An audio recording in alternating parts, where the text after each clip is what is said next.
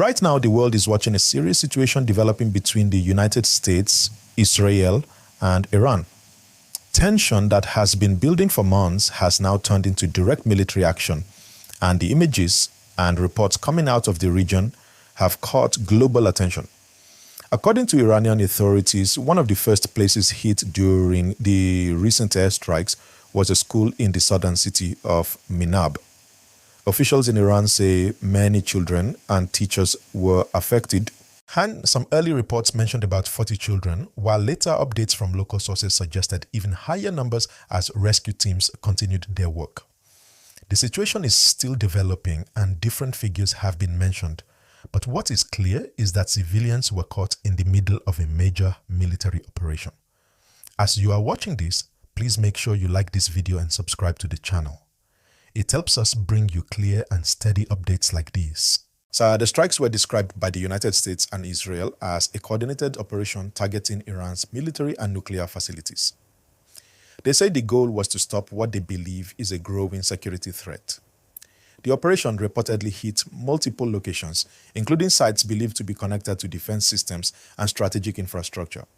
However, once reports of civilian areas being affected started circulating, global reactions began to change.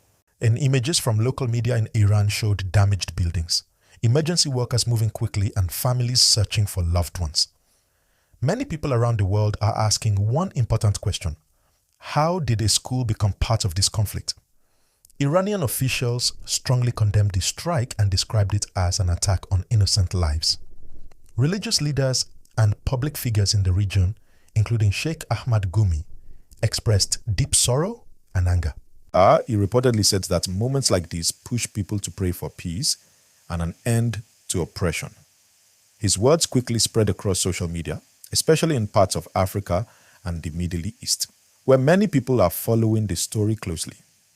If you believe innocent lives should always be protected, go ahead and like this video right now and don't forget to subscribe. We are keeping this discussion respectful and focused on facts. After the strikes, Iran responded with missile launches toward Israeli territory and positions linked to US forces in the region. Air defense systems were activated in several cities. Reports from Israel confirmed that at least one civilian was killed and others were injured when missiles landed in residential areas. This back-and-forth exchange has raised fears that the conflict could expand beyond these three countries. World leaders have started reacting quickly. The United Nations held emergency discussions, urging all sides to reduce tension and avoid further civilian harm. Countries like Russia and China called for calm and diplomacy. European leaders also appealed for restraint. The concern is that if this conflict grows, it could affect oil prices, global markets, and security in many regions. Please, if you are finding this update helpful and clear, take a second to like the video and subscribe. It supports independent news conversations like this. Now let us talk about why this matters beyond the Middle East. Nigeria and many African countries have economic ties that depend on stable oil markets. Whenever there is conflict in that region, oil prices often rise. When oil prices rise, fuel prices can increase, transportation costs can go up, food prices can also be affected. So even though this conflict is far away geographically, its impact can be felt in daily life. Another important issue is information. In times like this, now numbers and details can change quickly. Early casualty figures are often updated as rescue operations continue. Some reports may be confirmed later, while others may be corrected. That is why it is important to follow reliable updates and remain calm. Emotional headlines can spread quickly online, but verified facts take time. As rescue teams continue their work in Iran, families are mourning. Schools in some areas have reportedly been closed temporarily as a precaution. Hospitals are treating the injured. Humanitarian groups are calling for protection of children and civilians in all areas of conflict.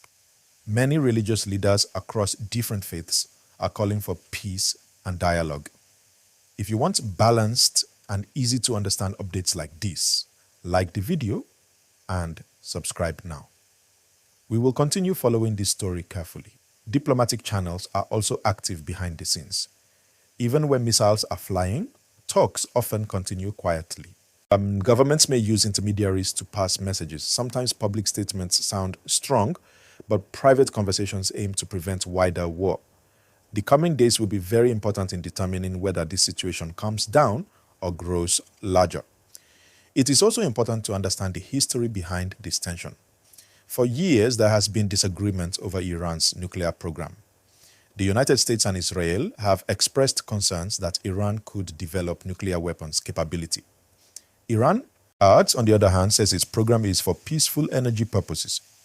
This disagreement has led to sanctions, negotiations, agreements, and withdrawals from agreements over time. What we are seeing now did not start overnight. It is part of a long and complicated relationship between these nations. Still, when civilians and especially children are affected, global attention becomes stronger. People across social media platforms are sharing messages of sympathy. Community leaders are organizing prayers. Human rights organizations are calling for investigations to understand exactly what happened at the reported school site. Again, if you believe in peace and clear reporting, like this video and subscribe. It makes a difference. Military analysts are warning that both sides have advanced capabilities. Israel has strong air power and missile defense systems. Iran has missile and drone technology that can reach long distances.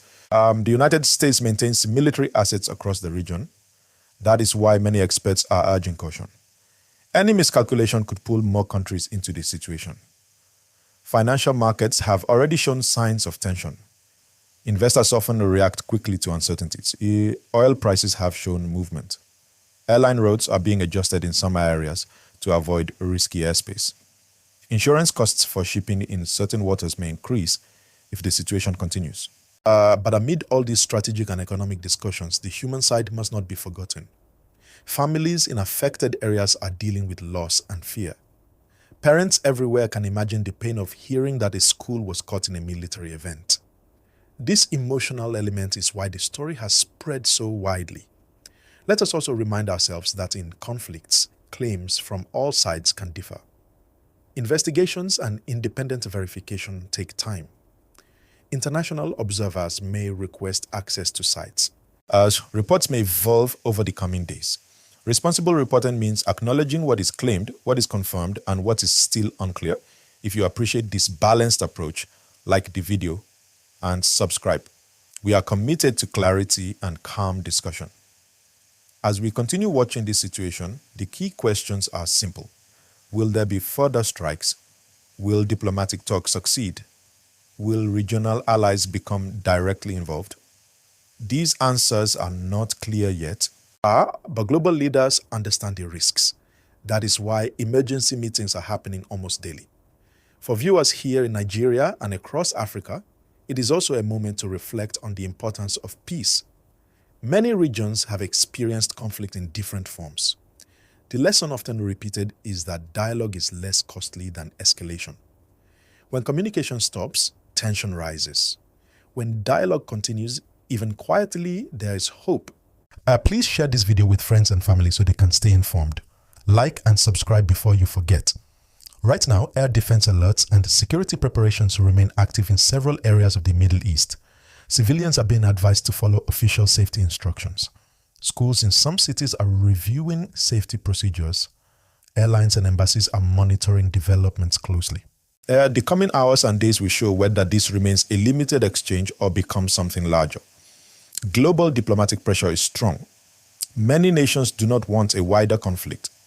The world economy is still recovering from previous shocks, and another major crisis would affect everyone.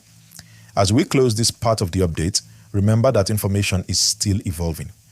We will continue to follow official statements, international reports, and updates from humanitarian organizations. Like this video right now and subscribe to stay connected for more updates. Your support helps us keep bringing you professional, clear, and respectful news discussions.